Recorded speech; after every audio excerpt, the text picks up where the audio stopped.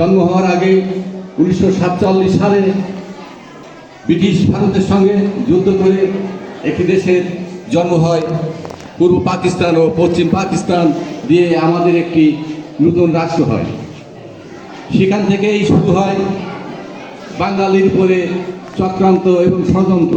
সেই ষড়যন্ত্র থেকে পশ্চিম পাকিস্তানের যে হানাদার বাহিনী ছিল, তারা রাষ্ট্রীয় ভাষা উর্দু করার জন্য যে চক্রান্ত করেছিল, তার প্রতিবাদে বাংলাদেশের তৎকালীন পূর্ব পাকিস্তানের ছাত্ররা আন্দোলন করে। সেই আন্দোলনে রফিক, শফিক, জব্বার, বরকত এদের আত্মহতির মাধ্যমে আমাদের ভাষা, বাংলা ভাষা সেদিন আমরা উদ্ধার করতে সক্ষম হই।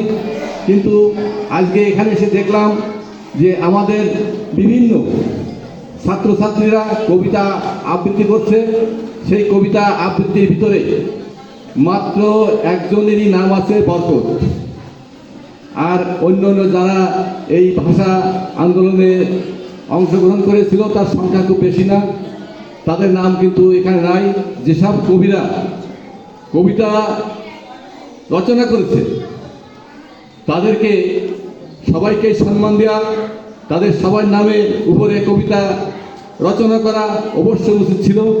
এটা তারা কেন করেন নেই আমার বোধগম্য নাই।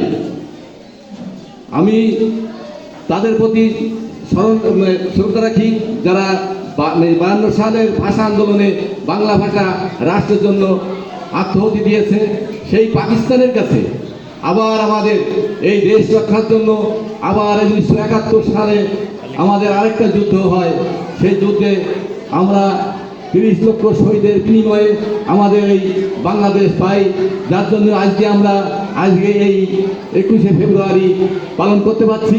আমরা বাংলা ভাষা এখানে কথা বলতে পারছি।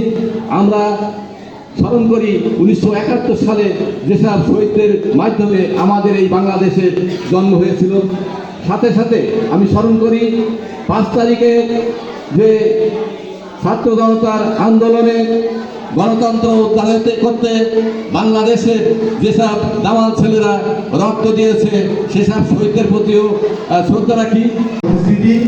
আমরা যদি শহীদ মিনারের দিকে তাকাই আমরা কি দেখতে পাই?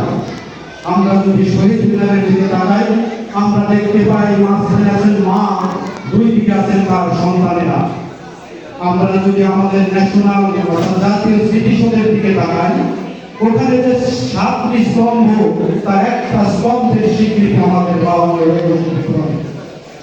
আমাদের জাতীয় জীবন আমরা শত কর্মব্যস্ততার মধ্যে যাব, কিন্তু আমাদের এই জাতীয় জীবনের গুরুত্বপূর্ণ দিনগুলো আমরা কখনো আমাদের শহীদ মিনারের মাঝখানে সারা দেশ আমরা হচ্ছি তাদের সন্তান। আমাদের প্রত্যেকটি কাজে থাকবে দেশপ্রেম, যাদের কারণে অর্জিত আমাদের বিভিন্ন বিষয়ে সম্মান।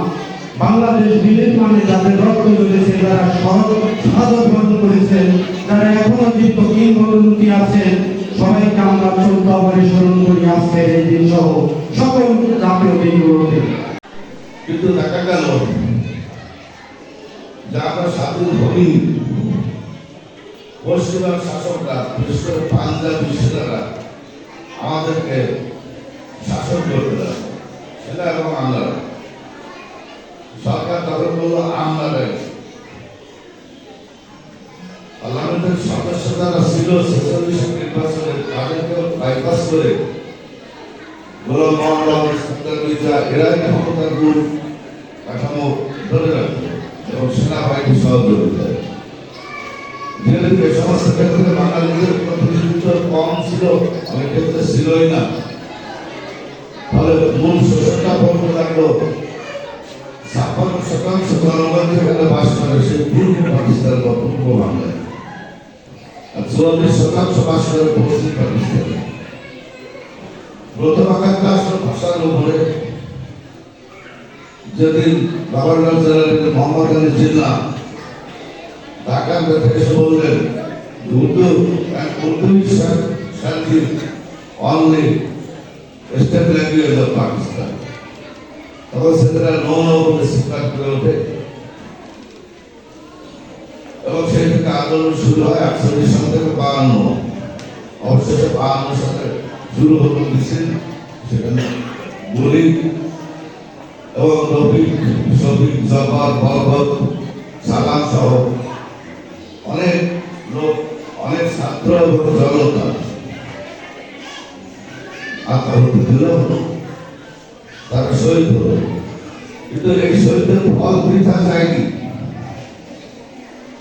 এর পরবর্তীতে বাংলাকে রাষ্ট্রভাষা করতে হয়েছে পাকিস্তানকে, কারণ উর্দু ছিল 2% লোকের ভাষা, 2%, বাংলা ছিল 56%, আর বাকি যে 42% সেটা ছিল পাঞ্জাবি, বেলুচি, পশতু, সিন্ধি, বিভিন্ন ভাষা। ওরা কেউ 20% উপরে তারা প্রতিনিধিত্ব ছিল না। বাঙালি ছিল 56, বাঙালি সেকেন্ড ছিল 20 বা 22। বাংলা ভাষা ছিল একমাত্র রাষ্ট্রভাষা, সেখানে যাওয়া অন্যতম। আমরা দুঃখ শ্রদ্ধার সাথে স্মরণ করছি 1971 সালের বীর মুক্তিযোদ্ধা মহাদেরকে, শহীদ মুক্তিযোদ্ধা মহাদেরকে, যাদের আত্মত্যাগের মাধ্যমে আমাদের এই স্বাধীন বাংলাদেশ। আমি ছোট কিছু বিষয়ে কথা বলবো, একটু ব্যক্তিগত অভিজ্ঞতার কথাই বলি।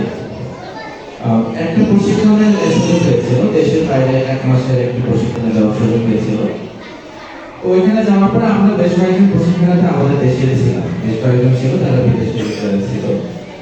তো যখন আমরা বাইরে যেতাম কয়েকদিন খুব ভালো লাগতো, 1 সপ্তাহ 10 দিন খুবই ভালো লাগলো, খুব বিভিন্ন জায়গায় যাওয়ার সুযোগ পেয়েছে। কিন্তু তারপরে কেন যেন দেশের প্রতি খুব টান কাজ করতো, বিশেষ করে যখন